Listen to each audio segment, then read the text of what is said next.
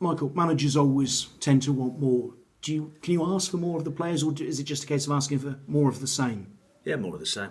I was delighted after the game on Tuesday night. I think we showed everything that we're about. We showed a bit of quality and a bit of fight. So, clean sheet, centre forward scoring goals. Had a couple of goals disallowed as well. One I felt harshly. So, if we can repeat that every week, then I'd settle for that. And obviously you've been picking up those results with plenty of changes in the side, but actually 4 of the back 6 have been unchanged. They've played every minute so far. How important has that been in getting the defence solid, and especially those last 2 clean sheets? Well, ideally you keep winning every week and you name the same team. But like you said, it's we've got 4 or 5 out. We've had to keep changing the team. People coming in the team have known their jobs and their responsibilities. So I think always you want to keep a settled back 4, back 5, back 6, whatever it is. So there's an understanding at the top end of the pitch. Obviously, that's changed a little bit. So it's the same. It's an understanding. It's an awareness of where your mate is. So it's easier to do that with the defenders because you can drill them more. In the attacking side of the game, it's a bit of flair, and that's why the top players are the top players. So but it's been just hard work on the training ground essentially. And that drilling of the defence, how pleased have you been with that? Because thinking back to the Burnley game pre-season, there were issues there which needed to be sorted out, but you appear to have got them sorted out. The Burnley game, I wasn't too concerned. We conceded 3 goals from 3 set plays, but I think that was more of a mindset of the players because you've got to win first contacts, and against an academy team you'd expect to do that, and we didn't. We took liberties and got hurt. The general play during the game I was quite happy with, and that's what we addressed the other day. We won more first contacts in their box than what they did, hence the reason we looked a threat. And when you've been picking up points in adversity as you have been, is that almost more pleasing than when you're winning at full strength? I don't care. As long as you're winning games, picking up points, I'm not really bothered how they come. Ideally, you want to be slicking around all over the place and everyone's a 10 out of 10, but the key is the mindset is, and the work's been going on for the last 10, 11 months. We've kept a couple of clean sheets, so people start talking about that. That's been going on anyway.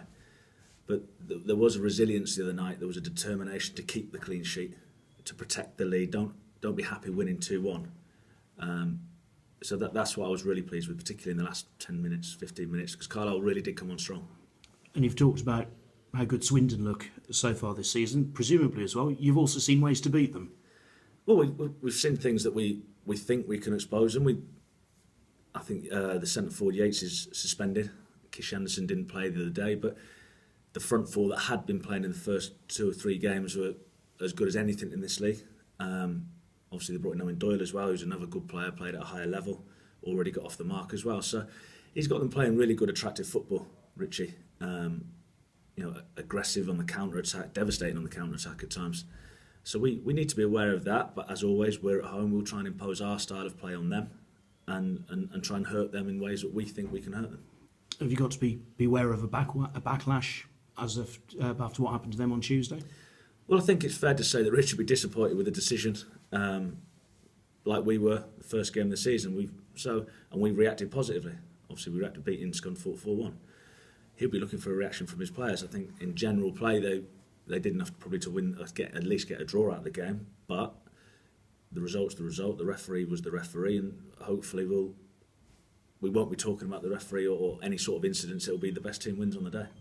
You mentioned they played Scunthorpe there. You've both played Scunthorpe and Carlisle. Has that in a way made it a case that you probably know a lot about each other because you've been scouting, sort of teams who've been coming up in sort of 2 or 3 games? Well, like I said, we've watched quite a lot of Swindon just because of the opponents that we've played. So you're always watching games, and they're as good as we've seen. So I think it will be a marker. I think they will be right up there at the end, come the end of the season. So if we can, I think we'll know a bit more about our team when we play them, and maybe what we can do this season after the game when we've hopefully beaten them. But I definitely think they'll be in and around it at the end of the season.